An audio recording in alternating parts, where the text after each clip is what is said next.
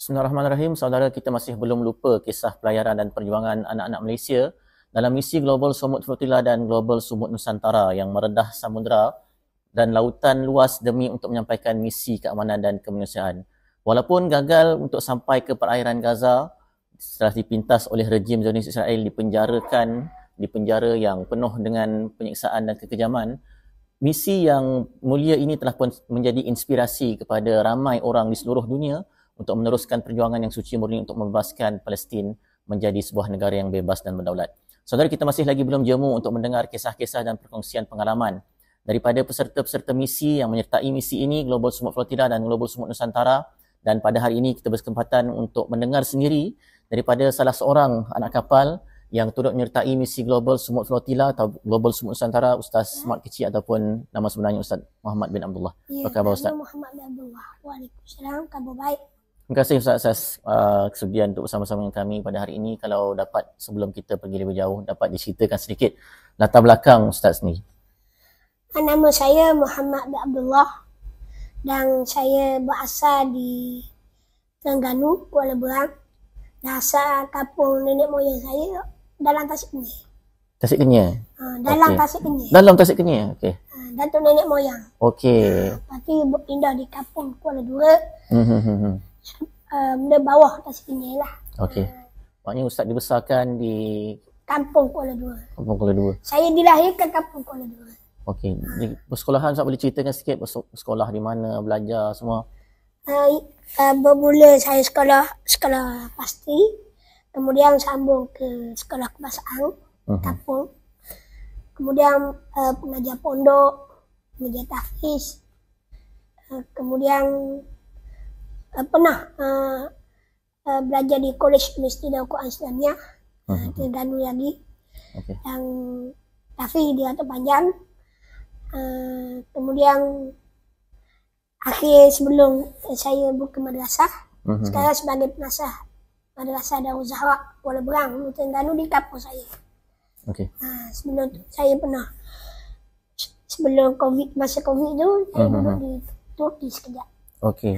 Itulah sedikit sebanyak latar belakang. Sedikit sebanyak Ustaz tentang latar belakang Ustaz, adakah daripada bidang syariah ataupun Bidang syariah. bidang syariah lah. Di Dan mengajar agama daripada pondok lagi. Okey. Sebab pondok ni, sebut pondok semua dia mengaji. Okey. Daripada akidahnya, tasawufnya, ilmu alatnya dan sebagainya. Lepas tu masuk kolej, belajar syariah. Bidang syariah lah. Syariah. Okey. Ustaz terlibat dalam bidang pengajian dan pendidikan agama ni dan membuka pengajian pondok. Macam mana boleh ada timbul keinginan untuk menyertai misi-misi kemanusiaan dan kesukarelaan ni? Sebab saya sebenarnya banyak buat misi-misi kemanusiaan. Sebab saya mewakili NGO Iman Care. Okey. NGO Iman Care ni antara NGO yang banyak aktif dalam setiap misi-misi kemanusiaan di dalam dan di luar negara. Okey. Aduh, tak pelik kalau ada aktiviti-aktiviti di Sabah, Sarawak dan juga di pendalaman bersama dengan orang asli. Dan saya masuk ke Syria. Waktu tengah perang pun kita masuk. Pengalaman-pengalaman itulah. Dan kita ambil inisiatif dan saya ditawarkan untuk menyertai masuk ke Gaza. Okey. Baru-baru ni. Lalu saya tanpa tanya banyak, saya tanya bila nak pergi. Itu dia. Ni yang misi ni lah. Misi ni lah. Okey. Jadi apabila kita tanya bila nak pergi, sebab saya tak tanyalah berapa hari ke, berapa bulan ke, sebab kita dah tahu misi ni mesti mencabar. Okey. Sebab tempat ni kita tahulah tempat yang kita kata kalau kita tak buat tembikai tempat yang berdarah. Tempat yang orang panggil nak masuk ni sangat sulit dan peperangan seringkali berlaku hampir 70 tahun lebih. Okey. Jadi Ustaz, sebelum kita pergi lebih jauh tentang misi ni, saya nak patah balik sedikit tentang misi pertama yang Ustaz sertai Sama adakah dia dalam negara ataupun di luar negara, dan macam mana boleh terlibat dengan misi yang pertama tu? Misi yang pertamanya adalah misi kita masuk pendalaman atau wakaf Al-Quran dan sebagainya. Dan saya masuk di Syria tahun 2022 tak silap. 2022, 2023. Mungkin waktu COVID. 2022 tu baru geda nak COVID. Waktu tu masih lagi dalam proses. Dan kita banyak duduk di Turki, di sempadan Turki, dan kebetulan dapat masuk. Dapat masuk. Antara sebelum ni pun kita pernah pergi dah di mana-mana tempat pendalaman dan sebagainya. Cuma antara misi di luar negara, bang, kita di Sudan kita pernah pergi. Afrika, bukan di Sudan, di Afrika. Di Kasala dan sebagainya, buat misi Kobang. Tiap-tiap tahun di Kemboja. Saya pun tadi tak mari jadi, tak sebut. Dan di Kemboja pun saya pernah masuk. Banyak tempat-tempat lah yang saya pergi bermula tahun 2014, 16, 17, 18, jadi lah sampai ke sekarang. Maknanya daripada 2014, kira-kira 10-11 tahun lah Ustaz dah terlibat dengan misi kemanusiaan ni. Dari mana timbulnya perasaan ingin membantu orang lain dalam misi-misi kemanusiaan dan kesukarelaan ini? Sebab bukan semua orang yang ada perasaan untuk membantu orang lain tu, Ustaz. Saya ni antara anak yatim. Saya lahir, umur saya 6 tahun, ayah saya dah meninggal dunia dah. Jadi atas kesedaran tu saya dibesarkan oleh seorang ibu. Dan kita tahu bagaimana susahnya hidup. Payahnya hidup, dan daripada situ ada orang-orang dalam kalangan ahli keluarga dan juga orang luar yang saling support, saling membantu. Dan daripada situlah saya merasakan ada orang lain yang susah sebagaimana kita susah. Dan kita tak mahu orang lain susah macam kita susah.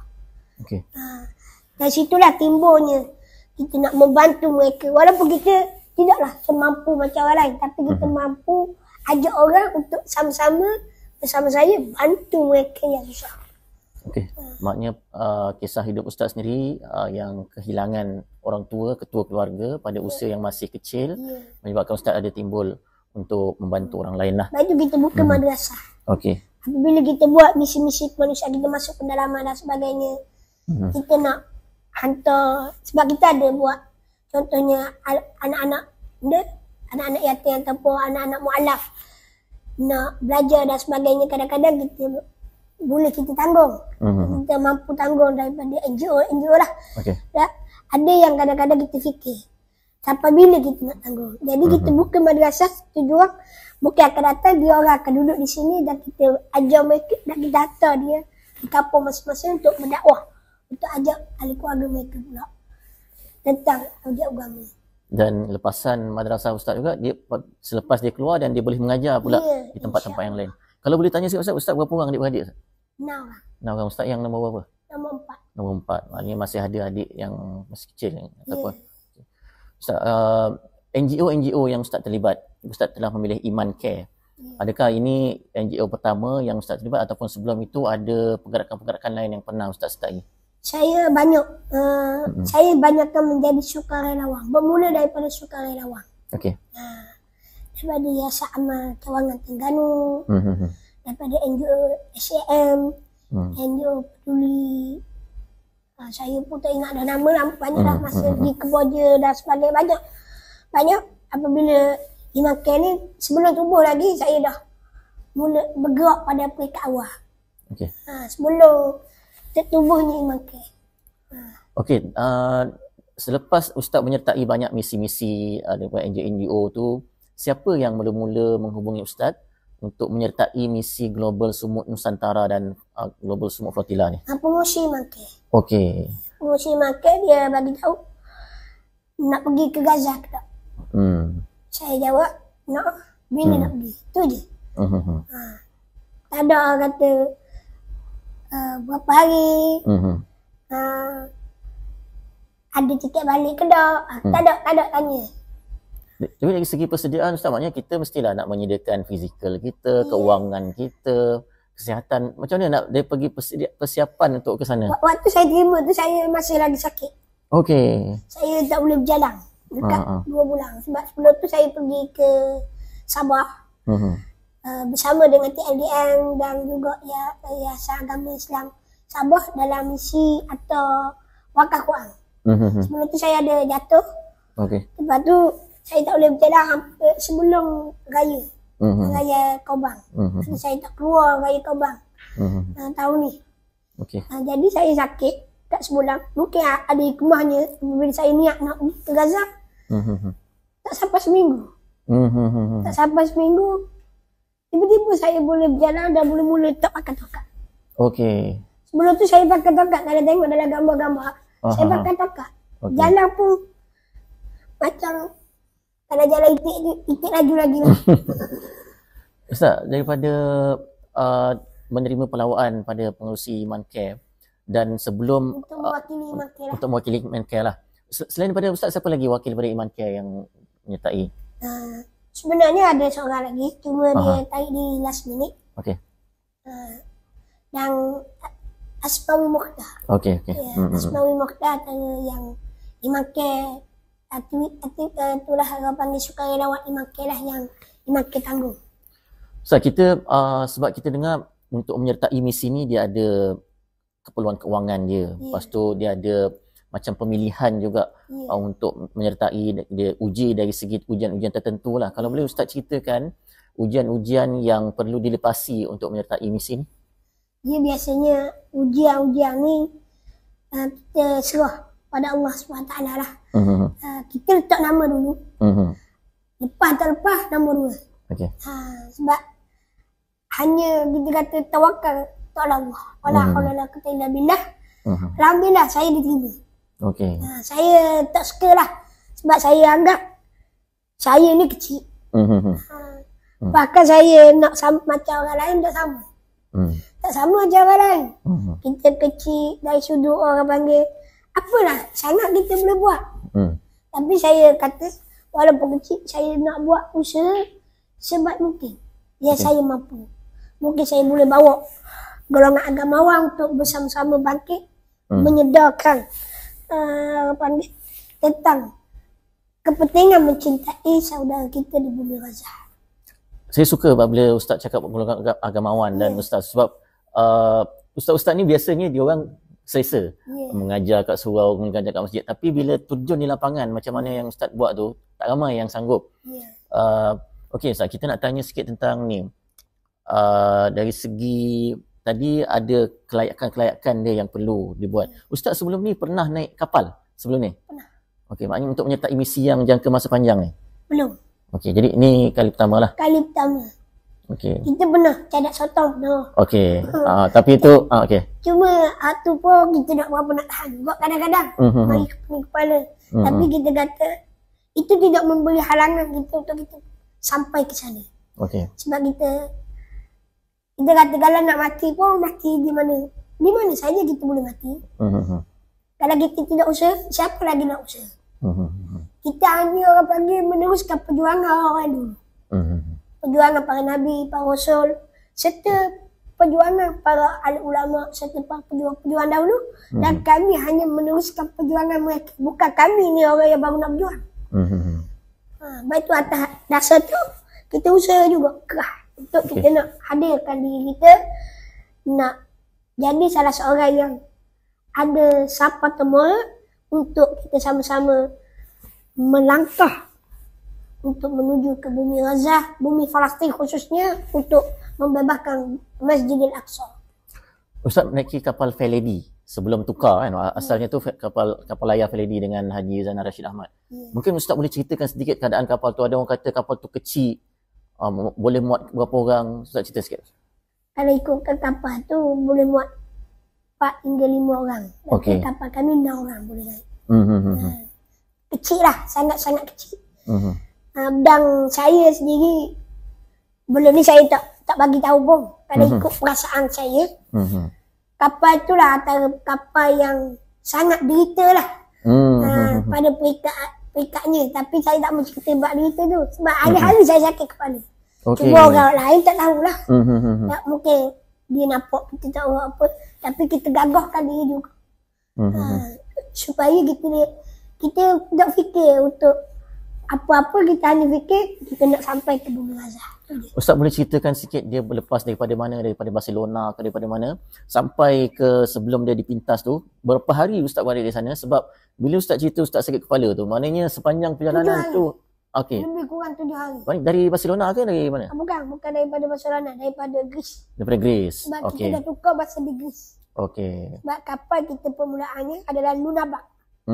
Lunabak ini ketika mana berada di Greece ada 15 ataupun 10 letupan drone yang salah satunya drone tu kena ke layar kami. Okey. Maknanya Ustaz bukan yang asal yang awal dari Barcelona tu menempuh perjalanan lama. Kita daripada Itali. Lama juga lah. Lama lah. Antara yang kedua paling lama. Okey, selepas Barcelona Ustaz. Selepas Barcelona. Maknanya Ustaz pada Itali tu ada delegasi-delegasi yang menyertai. Maknanya kapal Ustaz tu dari Itali lah. Ya. Okey, berapa hari? 18 kapal. 18 kapal dari Itali. Sebelum dia bertemu di Laut Mediterranean. Ya. Ke dia bertemu dekat Greece lagi? Kita bertemu di Sicily dulu. Sicily. Sebab lepas kami keluar daripada Itali tu, lepas kami menunggu dalam beberapa hari di situ. Okey. Daripada Barcelona, daripada Tunisia. Sebab Barcelona turun ke Tunisia. Okey. Lalu kami tunggu dia orang, barulah kita bergerak sampailah di Greece. Masa di Greece, kami duduk di pelabuhan belakang bukit di Greece, saya tak ingat dah nama apa. Masa itulah ada macam-macam lah ujian-ujian tu. Ustaz rasa mabuk laut ke ataupun Ustaz rasa pening kepala macam mana Ustaz? Pening kepala. Saya memang dah ada migraine. Okey. Migraine dah ada dah, cuma mabuk laut tu saya tak pasti kok. Cuma kita dah rasa pening semua dah. Duduk saja-saja pun macam hari biasa pun saya dah sakit dah. Jadi saya dah anggaplah itu satu mabuk. Tapi mungkin campur dengan laut pula. Ya. Jadi sebelum ni sehari 2-3 kali, seminggu 2-3 kali kena. Ni hari-hari kena. Jadi macam mana Ustaz daripada berhadapan dengan benda tu, ada Ustaz makan ubat ke ataupun ada apa, macam mana Ustaz nak buat? Dekat awal saya makan ubat. Dekat awal ni kalau saya tak sihat, Haji Zainal lah yang pakai ubat. Okey. Pada masa saya duduk di Lunabak sebab ada doktor. Tapi saya jadi payah nak makan ubat sebenarnya. Kalau orang tak ulu ubat, benda tu boleh makan. Jadi sepanjang tu memang Ustaz berdepan dengan kesukaran sepanjang dalam pelayaran tu. Betul lah. Tok buat aja kalau kita sakit ke apa ke, mintalah dekat Allah. Ni antara kita kata Allah Ta'ala nak tolong kita. Kita amalkan apa yang kita pernah ambil daripada guru-guru kita. Amalan-amalan tu lah yang menyebabkan saya kuat sampailah kami di Etihad. Itulah punca yang saya kuat. Sampai kali ni pun saya tak suka macam mana saya boleh tahan. Duduk 23 hari, sedang-sedang saya duduk di Malaysia dah. Saya sampai di sini dah. Seolah-olah macam baru mimpi semalam. Sampai sekarang masih tak percaya lagi? Tak percaya. Saya sendiri pun tak percaya. Mungkin hikmah dengan apa yang kita amalkan. Lalunya Hizib Bahar yang menjadi pendinding. Hizib Nas, Abu Bakar Sakram dan beberapa lagi lah Mata Hadap yang saya amal, Hizib Nawawi, dan saya pun tak berapa ingat dah sebab banyak kita ambil, kita baca. Ada kita hak yang saya tak pernah tinggal adalah Hizib Bahar lah.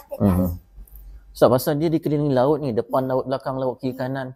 Kalau Ustaz boleh bagi gambaran sikit keluasan kapal tu. Sebab Haji Zainal kata, kalau tak silap saya, dia kata 9 langkah kaki je daripada depan sampai ke belakang. Macam kalau Ustaz boleh bayangkan saiz kapal tu. Betul. Lebih kurang Haji Zainal bagi tahu tu. Sangat-sangat orang panggil biat. Kalau kita agak besar lah. Nak banding dengan kapal yang kita naik. Cadat sotong tu besar sikit. Kapal cadat sotong. Cumanya goyang dia lah, tak tahan sikit. Tapi nak tidur, nak bergerak, nak mandi, nak semayang semua macam mana Ustaz dalam kapal? Memang payah. Memang payah. Nak tidur, macam saya kalau fire lady, saya kena pegang. Kalau tidur di ruang tamu, kalau duduk dalam bilik, kena bergoyang.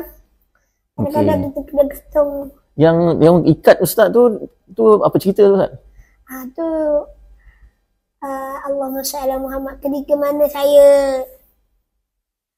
Allahumma salli ala Muhammad wa ala Muhammad di Lunabak tu ada seorang kapten tu, dia mungkin sayang saya lebih sangat. Jadi dia pesan ke Haji Zainal supaya tengok saya. Kalau saya nak naik tadak, dia suruh ikat, takut jatuh. Maknanya ada risiko jatuh ke laut? Ya, mungkin. Okey. Sebab lah kapal tu ombak dia. Ustaz, yang kata yang dewasa pun disuruh ikat pakai tali tu. Jadi hak ni mudah tarik. Kalau hak tu dia pakai berjalan tadak. Tali tu. Kalau perasan je Haji Zainal ikat situ. Dia pakai hak bergerak tu. Macam saya kena ikat yang panjang. Ustaz, sepanjang dalam tempoh pelayaran tu, kita banyak dengar perkongsian-perkongsian daripada Ustaz sendiri, konten-konten dan daripada Haji Zainal lah.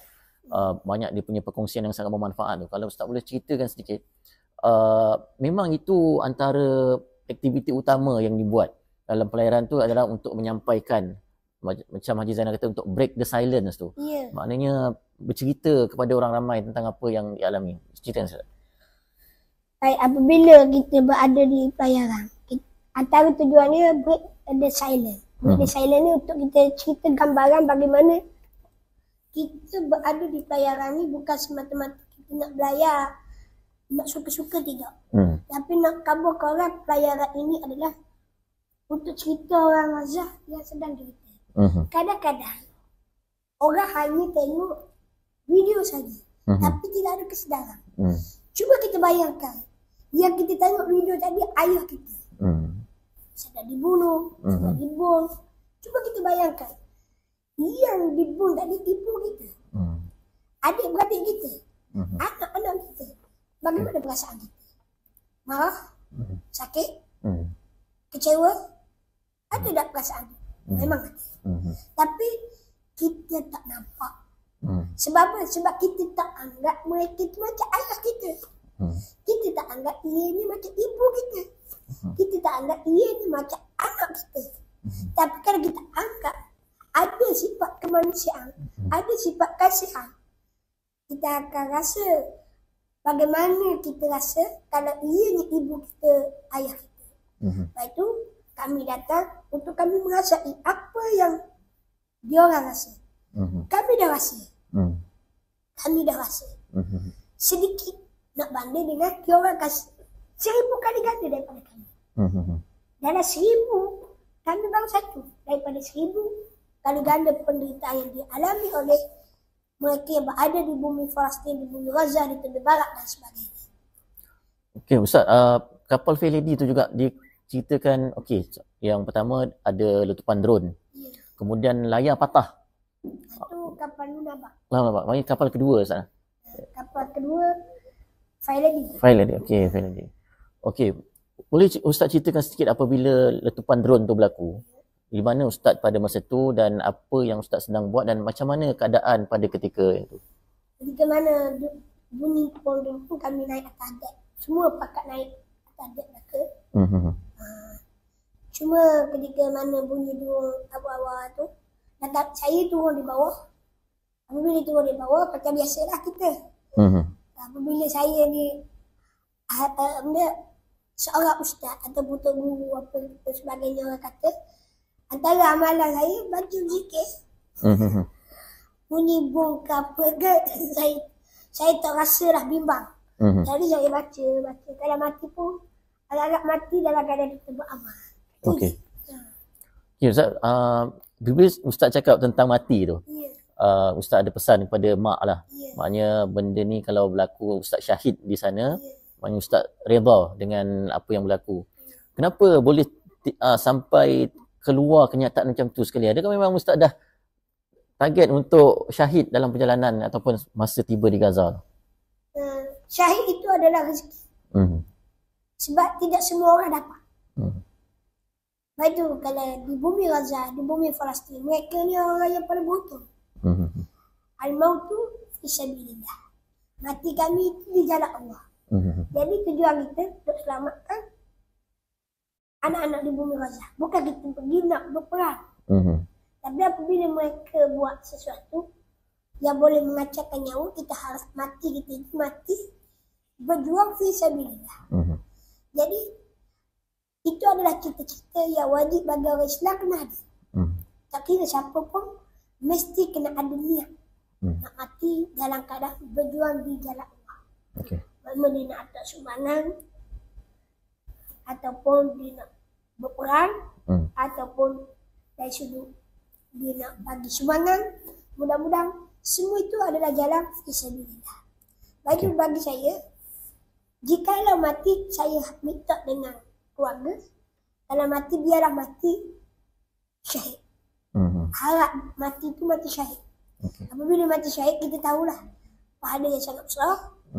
Bahkan kita minta supaya doa supaya Allah Ta'ala buang sifat-sifat yang buruk, sifat takabur, sifat ujub, sifat riak. Sebab kita takut apabila kita mati, kita anggap kita nak orang puji, kita nak panggil riak, nak kemasyhuran, nak.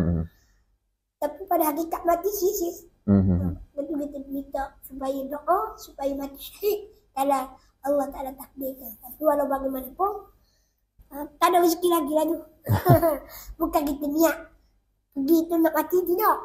Tapi kalaulah ditakdirkan mati, kita nak biar mati tu mati berjuang di jalan Allah. Itulah mana-mana seorang pejuang atau mana-mana orang yang nak buat satu kebaikan, harap setiap apa yang dilakukan mati dia mati dalam keadaan fi sabilillah, berjuang di jalan Allah.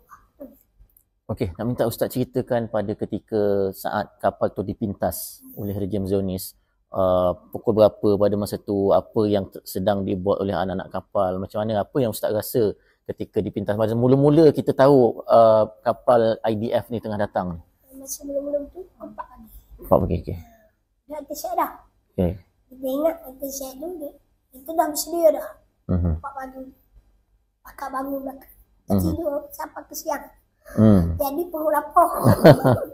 Makanan ada Ustaz? Makanan dalam kapal masih ada? Makanan adalah. Beras ada. Hari tu saya tengok ada gandum. Saya rasa nak buat lepel. Okey. Saya kan buat haji, saya nak buat lepel ni. Haji hati ikut lah. Kenapa juga ni? Haji tu dah atas apa. Jadi kita pun 14 lepel. Itu masa tu dah dipintas ke? Dah dipintas. Dah dipintas lah. Okey. Cuma tunggu nak kena kakak. Sempat buat lempeng lagi nak kena pintas pun. Okey. Sebab kita dah anggap dah. Kita rasa mungkin kita mungkin tersampah dah. Tapi pada kurang sebelum kita kena kakak, kita kena makannya kapur. Itu je kita harap. Jadi kita tak tahu pula bila boleh kakak. Jadi saya pun buatlah lepeng. Tengah-tengah saya buat lepeng tu, saya tengok dah ada orang panggil dalam TikTok tu, orang buat kapal kita punya las. Kapal kita dia adalah kapal yang las dalam trek yang masih hidup, yang masih aktif. Kita tengok-tengok ada orang isek suruh saya masuk. Saya masuk lah. Saya masuk pun dalam keadaan saya tengah masak. Kita buat lepeng apa. Berapa kali saya letak tepi sebab sebelum tu saya tak gitu je. Jadi bila dah ada las, saya terpaksa lah letak tu. Orang tengok saya buat lepeng tu. Itu pada ketika kapal-kapal lain dah kena pintas? Dah sebahagian. Sebab yang saya ada tengok masa tu kita ada buat live juga dekat Sinarian tentang macam mana kita dapat nampak gambar Haji Zainal tengah tunggu lama. Pasal kapal lain semua banyak dah kena bawa ke sana, semua dah kena. Sebab risiko kapal kami ni antara risiko yang sangat besar, yang sangat tinggi sebab kapal kami jauh daripada orang lain. Okey. Dan bila-bila masa dia orang ni nak nak hapuskan kapal kami pun mudah.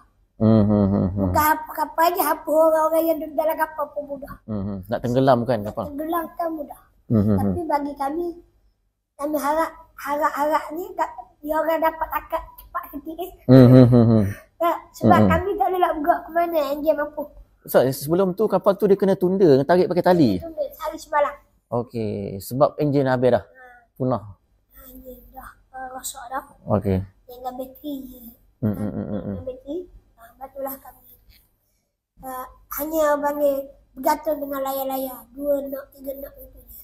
Maknanya ada kapal lain yang tunda kapal Ustaz tu. Sebelum pada tu. Lepas tu kami dah tinggal hampir 12 jam, 15 jam. Kemudian malam tu kena keset. Sampai ke pagi tu lebih kurang dalam 3 jam lagi dengan orang lain. Orang lain pun kena juga, kami pun kena juga. Dan antaranya kapal kami antara yang akhir-akhir last lah. Bukan last kali, ada lagi yang last. Cuma antara yang lewat juga kena keset. Ustaz ceritakan maknanya daripada kapal Ustaz tu, Ustaz diculik dan dibawa ke kapal rejim Zionis ni dan dibawa ke pelabuhan tu. Macam mana perjalanan ke sana tu? Kat awal ni kami macam biasalah kami dah standby dah. Memang dia akan datang bila-bila masa saja. Ketika mana saya tengah makan lepel, dia orang mari daripada jauh. Dengarlah dia punya enjin bot tu. Dengarlah dari jauh. Okey. Dia orang pun pusing-pusing dulu. Menghasilkan ombak. Okey, dia nak goyangkan dulu kapal. Goyang. Okey. Sebab kita tahu dah kita memang dia rasa.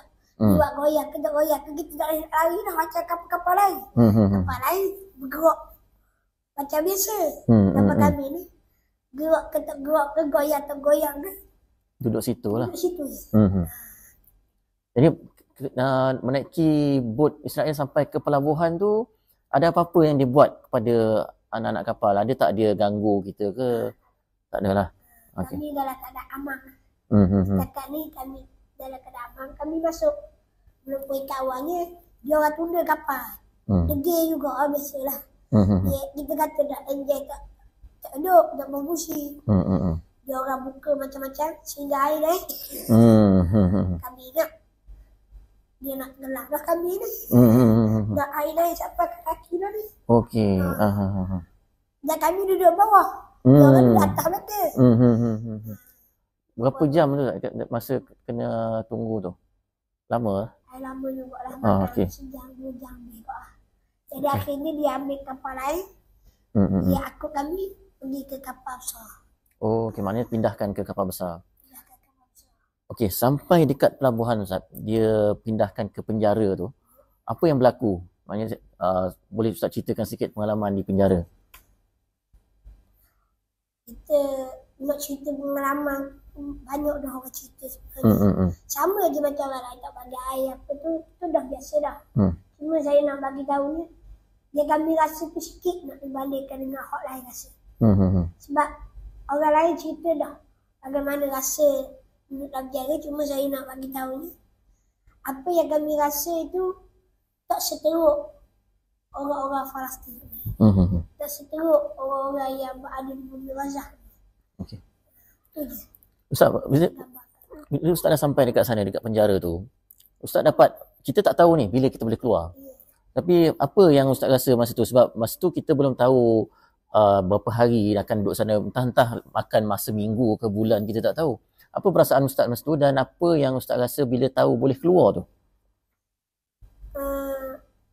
Saya tak rasa apa-apa dah. Tak rasa apa? Dia macam hati dah kerah dah. Mungkinlah sebab kita dah rasa dah kan. Bagaimana perik dia duduk dalam kapal. Bagaimana perik dia duduk dalam penjara tu, kita seolah-olah balik pun apa, tak balik pun apa. Seolah-olah macam tu. Okey. Ada antara kalau tengok tu, antara gambar saya dan beberapa orang yang tak tubik-tubik. Orang lain ada juga gambar keadaan mereka di penjara. Yang mana peguam ke apa. Peguam-peguam atas-atas. Tapi antara 2-3 orang yang tidak ada dalam rekod dalam penjara, antara saya lah. Tak ada gambar dalam tu? Tak ada dalam gambar. Okey. Kalau perasan kadang-kadang duduk di kamar saya, dia tahulah. Okey. Lepas tu ramai yang kata tak tahu dah mana berita antara dia baki 2 orang yang tak ada dalam 23 orang tu tak ada. Okey. Ustaz, bila dapat tahu boleh keluar tu? Naknya akan ke Turki dulu sebelum boleh balik ke tanah air? Tak tahu Okey. Dia bawa kita dah share. Masa itulah saya boleh bertemu dengan orang-orang Malaysia. Sebab saya duduk dalam keadaan masa saya kena takar. Saya seorang diri. Masuk dalam penjara seorang diri. masuk dalam BlackBerry ke apa nama tahu. Black apa bagi? Black Maria. Black Maria. Black Maria. Masa-masa dalam Black Maria tu pun kita bersama dengan orang yang kita tak kenal. Ada seorang dua dia yang pernah kenal dalam kapal masa kita training dulu. Lepas tu pergi ke cara pun kita seorang juga. Lepas tu lah pergi ke mana orang buat bising free Palestin tu saya pun bunyi juga. Ada dalam jaga tu. Lepas tu ada saya nak kata hidup lagi. Dia dengar suara ustaz lah. Dengar. Okey. Masa kita berkata nak keluar tu. Lepas tu saya tak boleh padah sebab saya ada ni. Okey. Saya tak ada. Jadi bila ustaz menjerit tu orang dengar, orang tahu ustaz. Okey. Okey ustaz, bila dah sampai di Turki tu, maknanya tu dah lega lah kot, mungkin boleh dikatakan sebegitu. Ataupun apa yang ustaz rasa selepas melalui tempoh yang cukup getir tu, yang cukup pedih tu, sampai ke Turki dan kita tahu kita akan balik ke tanah air selepas tu. Ustaz rasa apa masa tu? Sebenarnya saya rasa sangat sedih lah. Sebab saya tak sampai nahta susu yang kami bekalkan, tempur yang kami bekalkan untuk sampai ke Bumi Gaza. Sebab video yang kami hadang tiap-tiap hari kami tengok mereka sedang menunggu kami di pantai Gaza. Sedih tu ada, tetapi apakah daya? Orang colek kita, tak boleh kita bawa makanan-makanan ni sampai ke sana. Tak ada nak bawa bahan bekalan kami ni. Tapi kami rasa gembira kerana manusia boleh sedar. Turki, rakyat Turki sambut seolah-olah kami ni wira. Sebenarnya kami bukan wira pun. Yang wira sebenarnya mereka duduk di Palestin. Bertambah menghadapi ujian-ujian puluhan tahun. Yang terbaru 7 Oktober 2023 je. Terbaru. Dia akan 74 tahun, 70 tahun lebih. Bayar 70 tahun mereka derita dari peristiwa Nakbah dan sebagainya. Puluhan ribu. Dulu tak ada media yang menceritakan. Hari ini ada media yang menceritakan tentang ini, menyebabkan kami rasa Allahu Akbar. Walaupun kami boleh sampai ke tanah Palestin, walaupun dia orang anggap Israel, kami ganti itu bukan Israel. Bahkan ketika mana saya sampai di Asdaq, pelabuhan, pelabuhan itu, ada seorang yang kata welcome to Israel.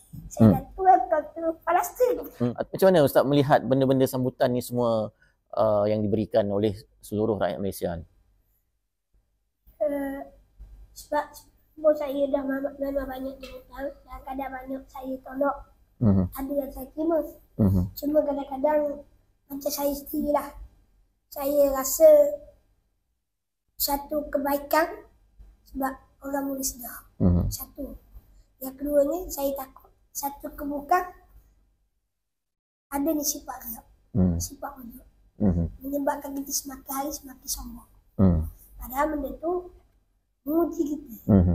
Tapi kalau kita berhenti untuk kita bercakap, mana kata kita telah tewas dengan riak. Riak yang sebenarnya meninggalkan perkara yang baik. Okey. Lalu kita kontrol lah. Lalu saya harap para penonton semua doakan saya semoga Allah Ta'ala istiqamah dalam memperjuangkan bumi Palestin dan memperjuangkan agama Islam. Dan kita kena tegakkan Islam dalam diri kita dan juga dalam masyarakat kita dan seluruh dunia. Sebagai tanggungjawab kita orang yang beriman, kita kena jagalah akidah kita, iman kita, syariat kita daripada dimusnahkan dengan amalan-amalan yang menjejaskan akhlak dan adab kita sebagai orang Muslim yang sejati. Macam kata Hasan Al-Banna Ustaz, tegakkanlah Islam dalam diri kamu, Islam akan tertegak di dalam negara kamu. InsyaAllah. Ustaz, okey. Macam mana kita untuk, adakah Ustaz akan menyertai lagi kalau ada lagi misi yang selepas ini? Adakah Ustaz akan menyertai ataupun macam mana Ustaz nak bagi orang lain pula? Macam mana? Kalau orang tanya, nak pergi tak lagi? InsyaAllah kita akan usaha untuk hadir. Kalau ikut dalam darat, InsyaAllah kita nak pergilah. Kita pun ada tanya bila nak masuk ke Rafah. Bila nak masuk, kita nak boleh masuk ke bumi Gaza. Cuma tidak ada orang panggil maklumat yang sedikit. Tapi insya-Allah. Dan kalau orang tanya dah nak pergi ikut laut dah, kalau ada peluang lagi, kita bagi orang lain dulu. Bukan bermakna kita tak nak pergi. Jadi kita biar bagi orang lain rasa bagaimana kita pernah rasa. Ustaz, apabila Ustaz balik, ni kita dah nak habis Ustaz tentang macam mana sambutan anak-anak murid Ustaz di madrasah apabila Ustaz balik tu, adakah diorang ni pun rasa inspirasi nak pergi juga macam Ustaz untuk menyertai misi-misi sukarela lepas ni? Ramai yang mula nak berminat nak pergi. Mula rasa Allah, itu nama naik, rasa Om Yasir tak pergi. Tak tahu pula hidup lagi. Ada tak? Kita kata rezeki, kita tak tahu. Dan hidup mati ni bukan di tangan kita. Sebab tu kita buat usaha, kita buat. Kalau panjang umur, siapa abad tu kita kata syahid ni bukan barang mudah-mudah. Bukan pergi duduk tengah-tengah orang tembok, orang perang, mati kita tidak. Tak. Pada orang kata, kita tahu dah risiko, berapa kita pergi juga. Kita ni tahu tak tahu, kita kena usaha dulu. Usaha tu tangga kejayaan. Kalau kita kata tak berjaya, sama Rasulullah atau Usama bin Zaid pergi ke untuk berperang. Tapi Rasulullah wafat. Disambung oleh Abu Bakar. Tapi oleh kerana banyak hal-hal dalam menyebabkan adanya Nabi palsu dan sebagainya, perang melawan orang-orang yang murtad dan sebagainya. Sama Sayyidina Umar bangkit balik. Sehingga dapat mengalahkan Rum, dapat membebaskan Masjid Aqsa, Palestin, dibebaskan kali pertama. Zaman Sayyidina Umar, bukan zaman Rasulullah. Tapi Rasulullah dah janji dah. Kemudian zaman Salahuddin Al-Ayyubi diteruskan. Lepas tu dijaga oleh zaman Khalifah Utsmaniyah. Sehinggalah jatuh ke tangan Israel pada kali ini British. Lepas tu duduk di bawah jajahan Israel lah kali ini. Dan bila pula kita tak tahu. Tapi kita antara orang yang saya sebut tadi lah, menyambung. Takkan kita nak tunggu Imam Mahdi? Itu bukan cara kita. Cara Islam adalah kita berusaha. Bukan kita tunggu sampai masa. Baik itu Nabi ajar untuk berperang. Bukan berperang untuk orang panggil nak bunuh orang, tapi untuk membebaskan Palestin itu sendiri. Baik Ustaz, sebagai penutup Ustaz, pesanan Ustaz kepada orang ramai yang mengikuti kita, yang menonton kita pada hari ini tentang, pertama tentang kepentingan ataupun tadi Ustaz cakap menyambung perjuangan itu untuk membebaskan Masjid Al-Aqsa, membebaskan Baitul Maqdis. Kenapa kita jangan terlepas daripada orang yang menyertai ni, menjadi mata rantai perjuangan ni. Kalau kita, jangan kita jadi orang yang tepi duk tengok saja. Kenapa kita perlu terlibat sekali dalam perjuangan ni? Allah Ta'ala sebut dalam Al-Quran, Subhanallazi asra bi'abdihi laylan minal masjidil haram ilal masjidil aqsa alladzi barakna hawlahu linuriyahu min ayatina innahu sami'un basir. Sadaqallahu alazim. Maha suci Allah Ta'ala, dia mengerjakan hamba, iaitu Nabi Muhammad sallallahu alaihi wasallam, daripada Masjidil Haram Mekah ilal Masjidil Aqsa, iaitu di Palestin. Yang mana kami berkati allazi barakna haulah, keliling Masjid Haram dan Masjid Aqsa. Allah Ta'ala tunjukkan tanda-tanda kebesaran, kehebatan dia kepada baginda Nabi sallallahu alaihi wasallam. Nak cerita kepada kita kepentingan kita menjaga dua tempat tanah suci yang sangat mulia di sisi Allah Subhanahu Wa Taala, bahkan tempat pernah Nabi jejak. Dan di Palestin adalah disebut sebagai tanah Syam, tanah yang berkah. Dan di Palestin juga lahirnya Nabi-Nabi dan Rasul-Rasul berdakwah di sana.